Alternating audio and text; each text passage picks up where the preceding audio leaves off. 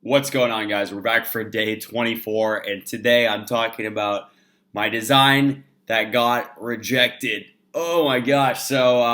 This probably happened to a lot of you guys. It's actually not the first one, unfortunately. I have had a few others. It's my third one, but it's the first one I've had in a long time since I really started getting more serious with merch by Amazon. So I just wanted to talk to you guys about why it happened to me and just kind of go over the actual policies that merch has in place. So I'm going to show you guys the design first, and I'll read you the email and tell you what I think happened because it's a little bit comical, but yeah, I'm still bummed about it. So the design that I was going to list was this one, and it was supposed to be a cat inside of a spacesuit with no text, so something fairly simple.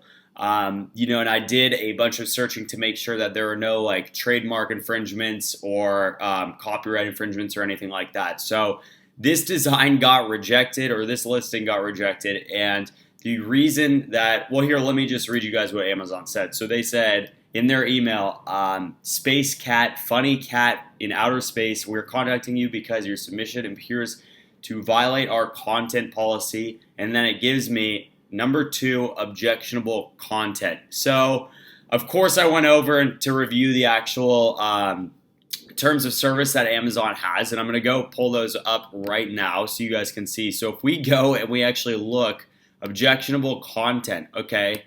Number 1, pornographic content. Well, I'm pretty sure my cat is not pornographic of any nature. At least I don't think so.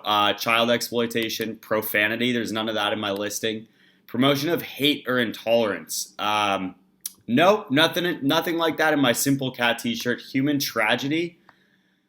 Yeah, there's no human tragedy in there. Promotion of violence. Now, this one is the only one that I could see possibly causing my t-shirt to get rejected. And I'm going to show you guys exactly the phrase I think got me in trouble. It's something so simple, but so stupid. So at the very, very bottom of my t-shirt listing, I put in the last sentence, send your cats to space with this stellar space cat themed t-shirt.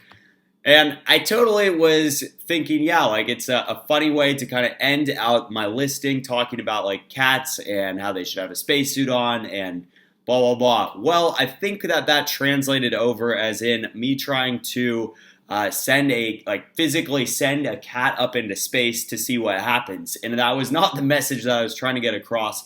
But I'm almost positive that actually was what got my shirt design rejected. So the reason I wanted to create this video is to show you guys that, 1, it can happen to anyone, and 2, we don't always know the exact reason unless, sometimes it's pretty spelled out and okay, maybe it's the design or something in the title. But really, guys, I just wanted to use this as an opportunity to talk about rejections. So in total, no one really knows how many rejections you can get. There's all kinds of different stories, and I think that it's probably tied to what tier you're on. So I'm on tier 500 still, and this is my 3rd total rejection. So I feel still pretty safe, but that being said, it's always important to remember what you're doing and be just as careful as possible. So real quick, I just want to go over all of the TOS laws here just to give you guys an idea, because it's actually really simple once you know. There's only 5 real steps that can get you kind of in trouble. The first one's the legal one, and that's probably the one that you want to pay the most attention to. So that's things like copyright, trademark, and international laws. You guys can see here. I'm going to put a link, by the way, to this, the article directly to the TOS, so you guys have an easy way to review it and go over it, because I think it is really important. If you want to take merch by Amazon serious, it's important to know the rules that they have laid out. When you're on Amazon, you are playing by their rules no matter what. So number 1, that's probably where the most gray area is going to happen.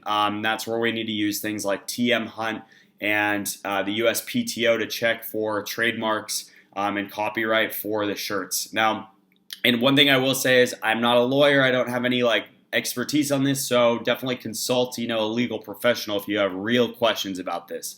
Number 2 is the objectionable content section. So this is kind of a common sense section. Obviously, well, it seems common sense, but then something like my t-shirt happens, which I don't think it necessarily was common sense, or maybe I just wasn't thinking. But, don't use profanity, don't talk about violence, probably don't talk about anything related to illicit substances or activities or anything like that. And that stuff's all pretty laid out here. The third one, guys, is design and description. So make sure you're uploading high quality design. You can't upload like a blank T-shirt.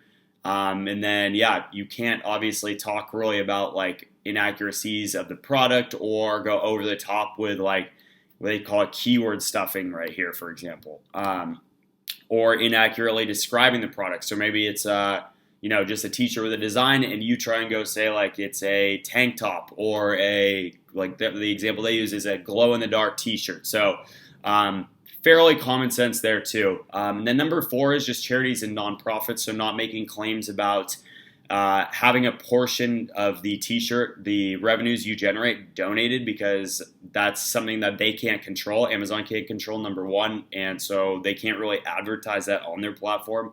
So that's something you just can't say in the design or listing. If you want to end up actually donating to charity with a T-shirt design, that's something that you should just do on the back end, and then you can promote that somewhere else on Facebook or on your blog or whatever else. And the last one, as we know, is shipping and fulfillment. So this is kind of the last one, but you can't talk about anything related to the shipping, the quality of the T-shirt, what they use maybe on their fabric or material. And a lot of that stuff's already predefined in the listing, so you shouldn't need to. But also they don't want you making claims about just anything about that. So literally, to give you guys the clear-cut answer, your title, you need to run everything through the USPTO and TM Hunt. Again, I'll put links to those down in the description too. And if you guys have questions about those, leave them in the comments and I'll respond and let you know like kind of my process for that.